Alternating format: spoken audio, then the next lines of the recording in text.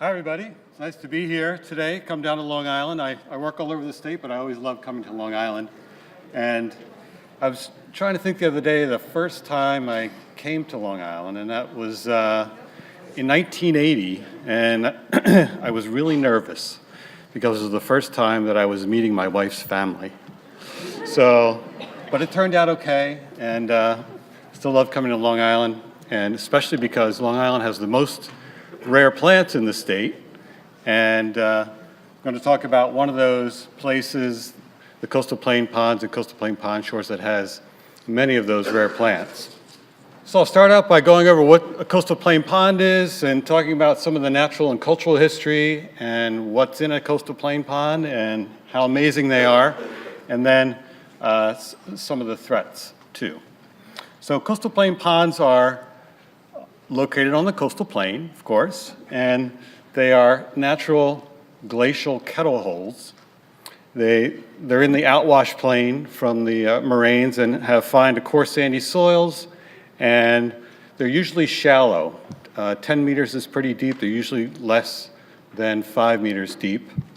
They have gradually sloping bottoms and these fluctuating water levels that are connected to groundwater. And the last two there are really important because of those sloping levels and the different groundwater levels throughout the year or over many years, you get these coastal plain pond shores, which are full of common and a lot of rare plants, beautiful rare plants.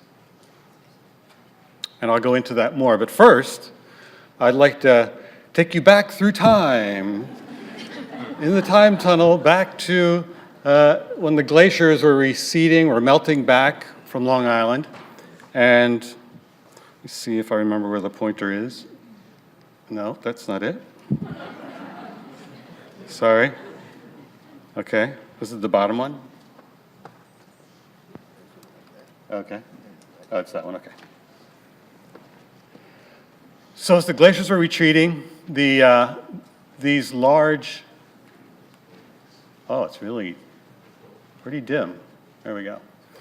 These large blocks of ice would remain and form these kettle lakes. The blocks would be covered with outwash, and they would take a long time to melt, and they would form these small kettle holes. For example, Egan's Pond here in the Long Pond Greenbelt. And you can see at the bottom there the big ice block that remains after the glaciers were receding. And then that would gradually melt, forming these round ponds like this, or they would be irregularly shaped, and sometimes they would be connected. But one of the features of these is that they are connected to the groundwater. And so you can see here that from this study in Massachusetts, that the groundwater is 75% of the water flow into those ponds. They don't have inlets and outlets. They don't have streams coming in or streams going out. The water is there because of the groundwater. The precipitation gives them about 5% of the water, and runoff from the land surface is another 20%. So the biggest percentage there is the groundwater. That's really important. So I just wanted to show you where most of the coastal plain ponds are located in these 5 sort of concentrations. And over here in the west, you have some in Pine Barrens. Artist Lake is one of the bigger ones there. The Calverton Ponds and the Peconic River headwaters here. And those are, it's a major system of coastal plain ponds there. There's a few smaller ones near Riverhead, the Riverhead Ponds. And you can see most of these occur within the Pine Barrens. The Flanders Ponds, which are now Sears Bellows Park, southeast of Riverhead. And then the important Long Pond Greenbelt, south of Sag Harbor. And you can see the moraines here, the Ronkonkoma moraine and the Harbor Hill moraine and the outwash plains from those.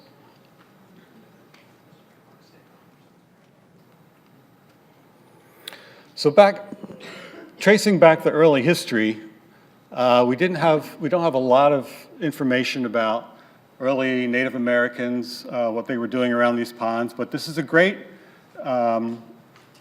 publication, if you can get your hands on it here, is the South Fork Natural History newsletter of the history of the Long Pond Greenbelt, and they go into some of the cultural history of the early Native Americans and also the Europeans. And it was thought that they hunted and gathered food around these ponds, used them for water sources, and maybe even farmed close to them. But the paper down here on the right from Krasuski and Boyle is a paper in 2000 that talks about the changes in vegetation over time in this area around the ponds too, that it was probably a lot more oak before the Europeans came. It was more pine oak and oak pine woods and a lot less strictly pine barrens woods. And then when the Europeans came, all that started to change as they selectively logged out the oaks for cordwood. New York City was a big source, a demand for cordwood from the pine barrens, and also a lot of fires from the railroads, and just even before the railroads came, there were a lot of fires. And the vegetation seemed to change to more pitch pine heath barrens and pitch pine scrub oak barrens, a lot more disturbance, and the pine barrens actually grew in size. But then once with fire suppression in the modern times, it's going more back to oak pine. Also, some of the ponds were used as ice ponds. This one happens to be in Massachusetts, but if you're familiar with Round Pond in the Long Pond Greenbelt, it was used as an ice pond for Sag Harbor back in the early colonial days.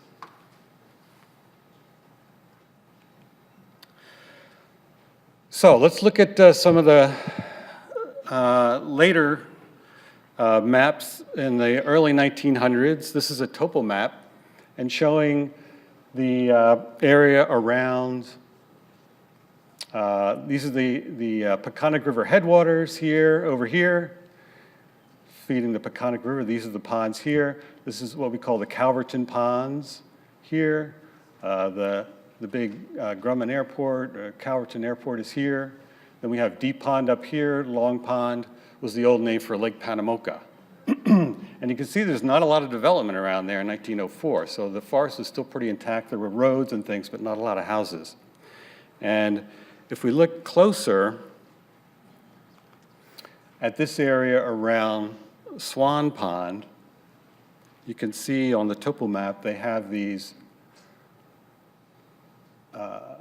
this kind of markings, the stripes here, and that denotes cranberry bogs. So late in the 1800s, about 1870s, the cranberry bogs started along the Peconic River. Actually, it started first around Smithtown, but then they started doing more around the Peconic River, and this is one of the bigger cranberry bogs on Long Island. And the cranberry industry went on for a while. It was very popular here, and there's a lot of information about it. You can read articles about it. There's our own John Turner right down there on the right talking about the end of the cranberry industry. And that went on through the early 1900s, peaked in about 1920, and then around 1950, there was a big cranberry scare because of the pesticides they were using, and then it sort of petered out after that. So that was another use of some of those ponds. And today, you can even see the remnants of those cranberry bogs. Here's a sandy pond in the Calverton Ponds area. This is owned by the Nature Conservancy. And you can see the remnant cranberry, the grid here of the old cranberry bogs, a ditch here to Block Pond, over here the grid in Block Pond, and even down here to Fox Pond, there's a little ditch here. So this is on Google Maps. If you look on Google Maps now, this is a 2017 photo, and they were very dry the last couple of years. These are almost completely dry, and you can see those patterns starting to reveal themselves from the old cranberry bogs. Now we'll take a look at the 1904 topo from the Long Pond Greenbelt, south of Sag Harbor. And again, there's a fair amount of roads and a railroad that goes through here, the railroad that goes Bridgehampton up to Sag Harbor. And there's a little spur here. This was the spur that went to Round Pond for the ice. So they harvested the ice out of Round Pond and then took it on the railroad out to wherever they needed it to be. But again, not a lot of houses here, mainly along the roads. There was still a lot of intact pine barrens and mostly oak forest in this area.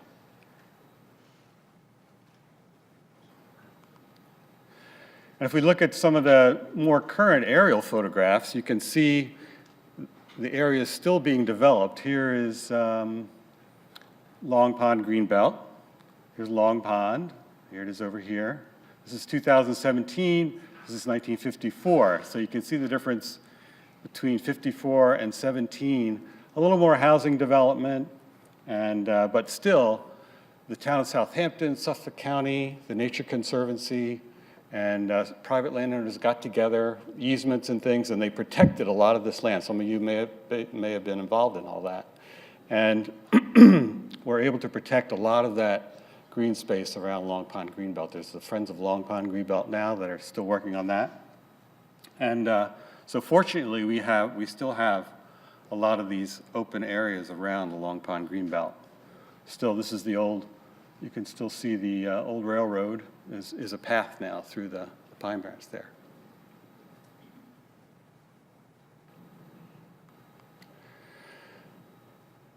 If we look a little bit west of Calverton Ponds, there's Lake Panamoka and Deep Pond, some of the larger coastal plain ponds. And you can see in the 50s, actually this is 1961 down here, you can see that post-war building had already started at Lake Panamoka. And, it became pretty developed. Even all these farm fields now are houses over here. And fortunately for Deep Pond, that's a Boy Scout camp, and so that was preserved as a Boy Scout camp and still remains protected today. Also that little one, Scuttle Hole, next to it. Over here is a Calverton National Cemetery.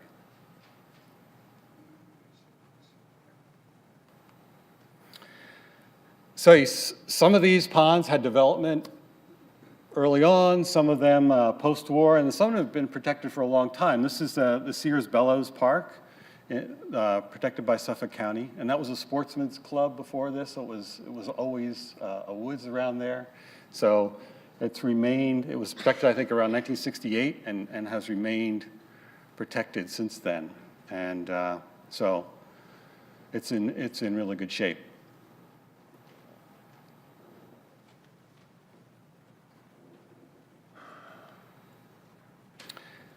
And then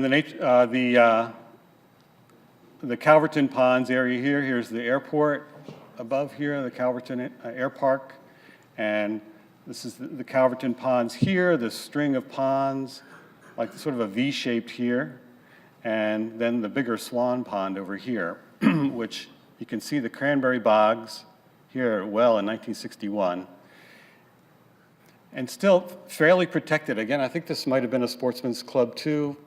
Protected that way. And then the Nature Conservancy, DEC, and Suffolk County came in the 80s and were able to protect this as Otis Pike Preserve for the DEC and Robert Cushman Murphy Park for Suffolk County. And you can see here too, this is a good illustration of the varying water levels. So these photos here are high water, they're filled with water here. These photos in 2017, these ponds now are completely dry.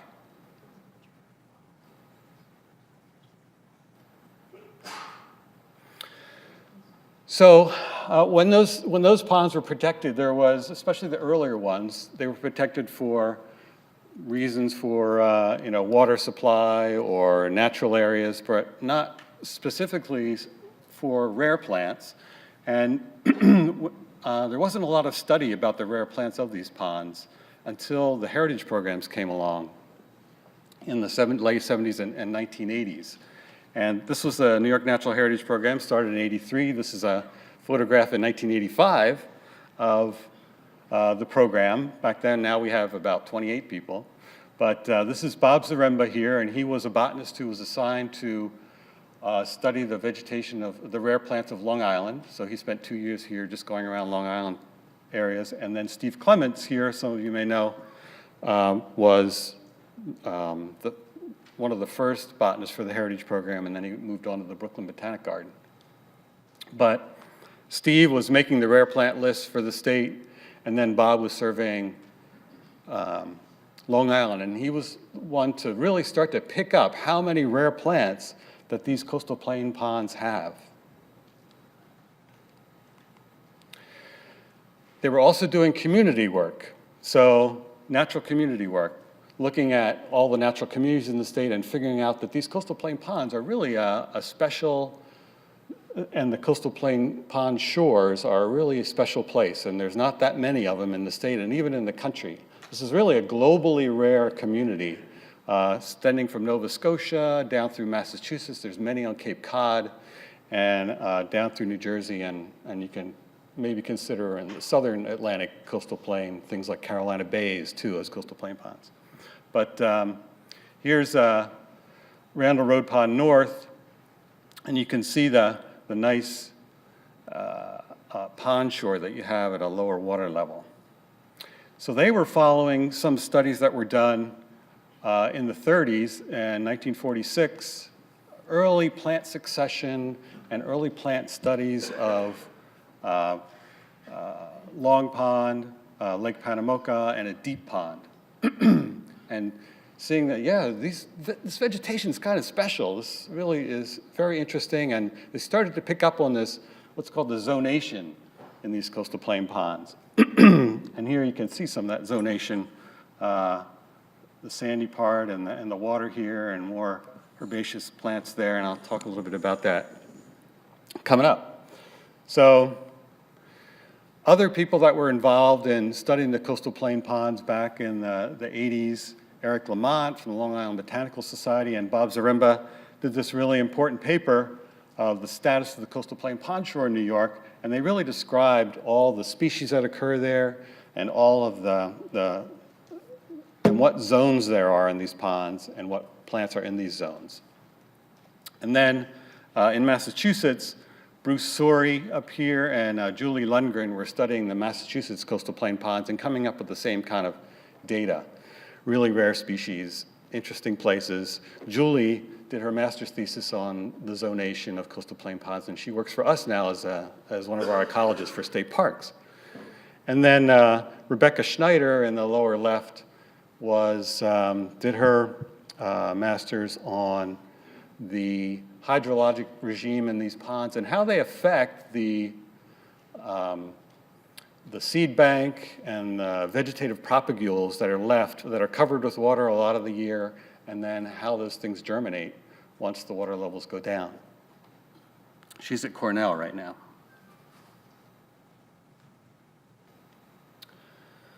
So here's an illustration of the zonation, the 5 different zones that these botanists came up with. So first you have the upper wetland shrub thicket, and those are the higher shrubs and trees that border the ponds. You have red maple and black gum as the dominants, then some shrubs like sweet pepper bush, high bush blueberry, there's maybe inkberry in there. Then right around the edge of the pond is the upper low herbaceous fringe. So you have herbaceous plants, some wildflowers, grasses like Calamagrostis, some sphagnum, and some lycopods also, Lycopodium inundatum. So the fringe there is usually not underwater every year. Other lower ones can be underwater the whole year. The sandy exposed pond bottom is the third layer, And that one has a good assemblage of grasses and sedges and rushes. This is probably the most diverse zone within a pond. It also has a lot of bladderworts and also some wildflowers, especially Rose coreopsis. And then we go to zone 4, where there's more organic, when the water stays longer in the lower elevations there, and you get more organic material deposited in the pond. So you have this exposed pond bottom when the water goes down that's more organic, and you get smaller sedges and some wildflowers in there, some forbs, but it's not as diverse as the sandy zone. And then the permanently flooded zone in the middle of the pond, can't see it in this picture, but that often stays permanently flooded even during the lowest water years, although some ponds completely dry out.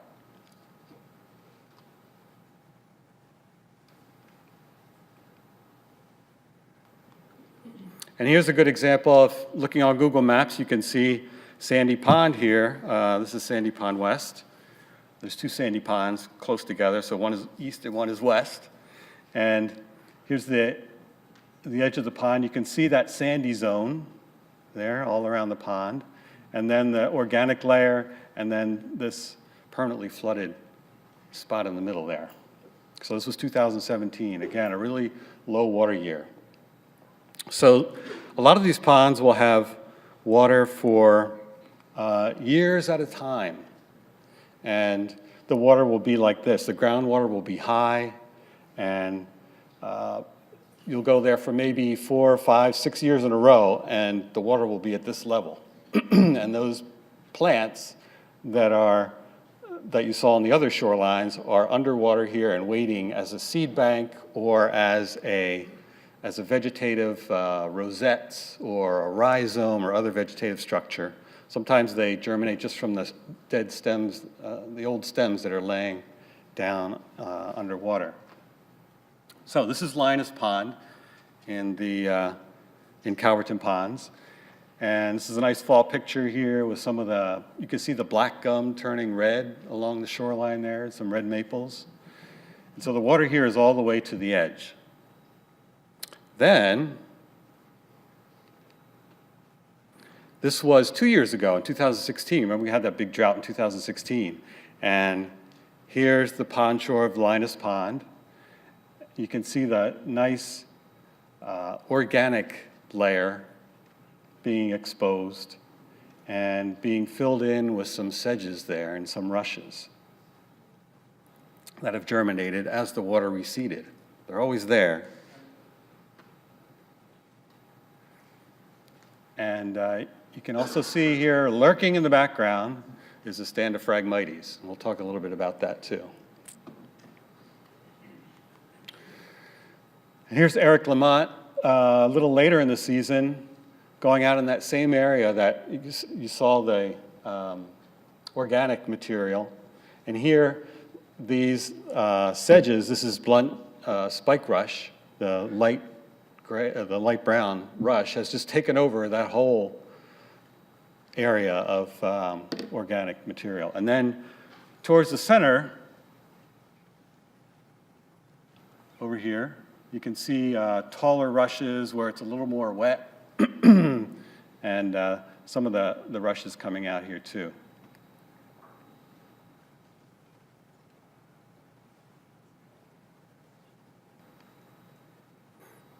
Here's another example, Sandy Pond East in the Calverton Ponds. Here the water is going down. You can see it's starting to reveal this sandy layer, the sandy zone, but there's still some water lilies there in the flooded area.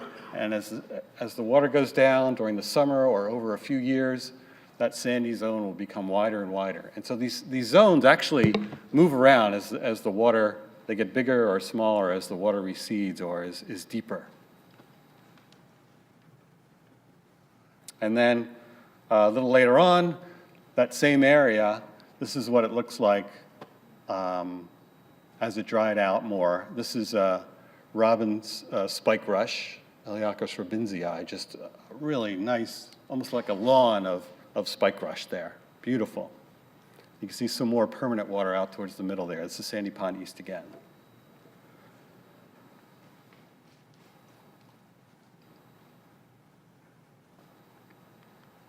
So, how many coastal plain pond rare plants are there? Well, if we look at the list on the left, there's 46 rare species, rare plant species in these coastal plain ponds.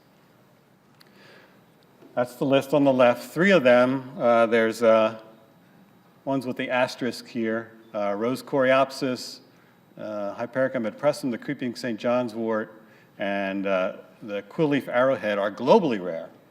So most of them are state rare, but there's 3 of them that are globally rare.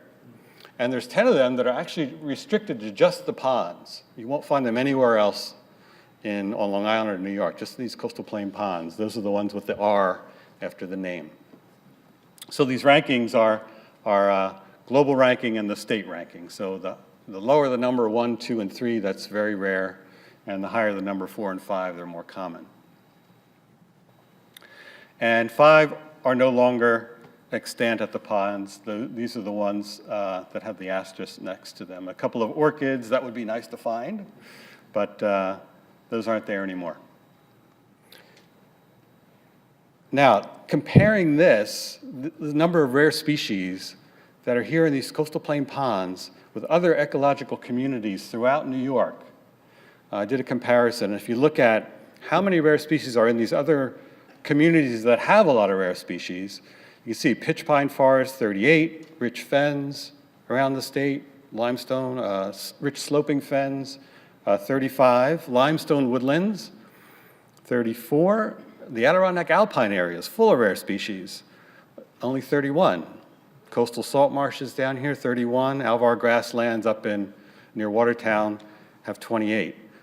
So the coastal plain pond shores have the most rare species of any natural community in the state. So that's really important.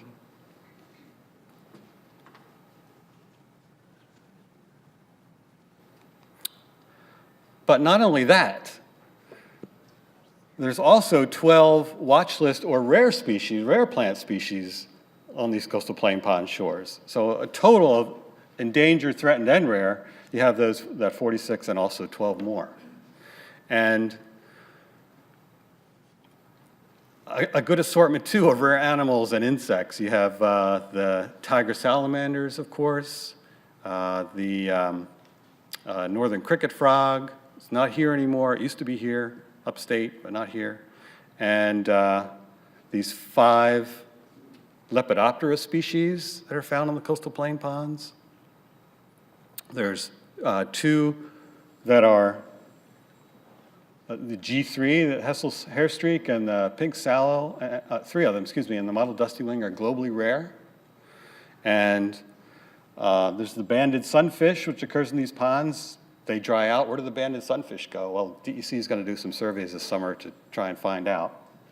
And the dragonflies and damselflies, again, 2 of them of G3 are globally rare. So there's a number of globally rare animals, plants, and insects that are here, and fish.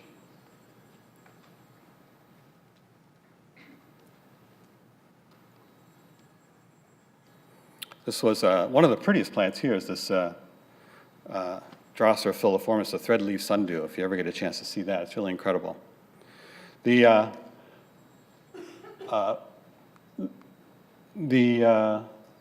thought I'd just show you some of the plants, too, some of the beautiful plants that are inhabitants of these coastal plain ponds.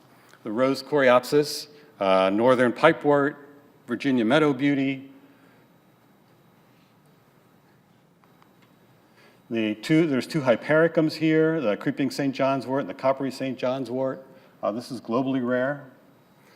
Globe-fruited Ludwigia, an orchid here, nodding lady's tresses. And then the bladderworts, there's 3 bladderworts. There's more than 3 bladderworts, but these are 3 that Matt Kalin has taken photographs of. His photographs are designated by the MK. He's done a lot of work with carnivorous plants on Long Island. Here's a nice shot of him along the coastal plain in Sandy Pond West, in the Sandy area. Some sedges, tall beak sedge, the long-beaked beak sedge, and the short-beaked beak sedge. Great common names. Sundews, and this mermaid weed here, comb-leaved mermaid weed, a very unusual-looking plant. These sundews are interesting because they have these stalks, which you usually think of sundews on the ground, but these have stalks that Matt pointed out to me, that as the water level rises or falls, they produce these stalks. You usually don't see. So, the threats now, the concerns, when TNC, the Nature Conservancy were conserving these areas in the 80s, they were concerned about lowering of the water table, polluted runoff, too much pumping, lowering of the water table, they would be dry all the time, polluted runoff into the ponds, polluted groundwater, which we still have a problem with that, nitrogen and other things, and the ATVs. So even in the 80s, the ATVs were a problem. ATVs were invented in the 70s, and they were around then and making a mess. And you can see Peasy's Pond here totally dry in 2016. Looks like somebody made a raft there that got hung up. And no invasives were recorded in these ponds in the 1980s. Bob Zaremba's list, no invasives. So you can see here the concern we have with water table. This is a well near the Calverton Ponds, and you can see how over time, this is the water level, the groundwater level, and way down here, back in 2017 and 18, or 2016 and 17, like the lowest water level ever was measured there. So something's going on. When the water level's lower, then you get the ATVs in there. They're not being kept out. You can see on the right, the tracks, and on the left is, again, a Google Maps photograph of third pond in the Calverton Pond system, and you can see all the tracks in there. Just chewing up these coastal plain ponds. Not good. Phragmites, as I mentioned before, is coming in. This is Peasy's Pond. There's a pretty good stand of it in here. And this is just eliminating some of these coastal plain pond shore areas. And this is what you're going to get if you don't do anything. Rose coreopsis and dwarf bulrush, two rare plants, are just hanging on. This is at Pine Lake in Middle Island, surrounded by Phragmites, and that's what happens. If you don't do anything, it finally becomes surrounded, and you just get these little areas. This is a boat launch where they just hang on. Mile-a-minute vine is coming into Crooked Pond. Here's the globally rare creeping St. John's wort, starting to be covered by mile-a-minute. We found this bog bulrush, which is a new invasive plant that's just coming into New York. Eric Lamont found it in the middle of Linus Pond.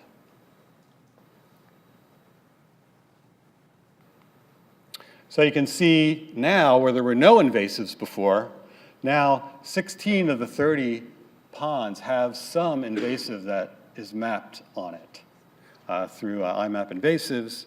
And there's been a lot of work on mapping these. And you can see what the big one is Phragmites. So that's the big problem now. There are some other things that are, I think probably the second biggest problem is the mile-a-minute. But the Phragmites is. And also the surrounding pine barrens communities are being changed because of the insects that are affecting the pines also. Pine beetle in Sears Bellows Park, there's over 2,000 trees have been cut there, so we're not sure what's going to happen to the environment around these coastal plain ponds with all these things happening to the forest. Some people are starting to work on this. There's hope. This is Quality Parks people. They have a blog showing that they're working on the mile-a-minute in Calverton ponds. And so DEC also has some plans to work on some of the Phragmites in their ponds. So I'll end with this nice sunset picture of Matt's in Crooked Pond, and hope that you can visit some of these ponds sometime. Thanks.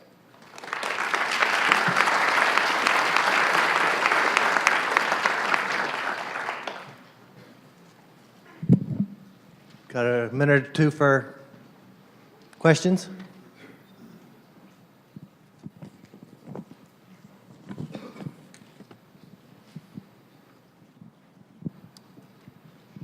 Is it possible that some of these rare plants could be planted in people's yards that where homeowners have ponds to propagate some of the species? Or is that not feasible? No, you probably could. I think rose coreopsis is actually, it might even be sold. But, so you can do that. It's probably, but a lot of rare plants usually don't, they're rare because of a reason they're very specific to habitat. And so that might not work with a lot of them. But there is no program that currently exists to get a hold of these plants, right? No, what we'd like to do is mainly focus on protecting the habitat that they're in, and not planting them elsewhere. Thank you. Hey, Steve, what are they doing for Phragmites control along the edge of these ponds? How are they accomplishing it, or are they? So far, they're not accomplishing it, unfortunately. So, yeah, as I said, DEC has some plans to do it, but I don't know of any programs yet of anyone doing anything about the Phragmites. Or the mile a minute. I haven't heard about the mile a minute being controlled either.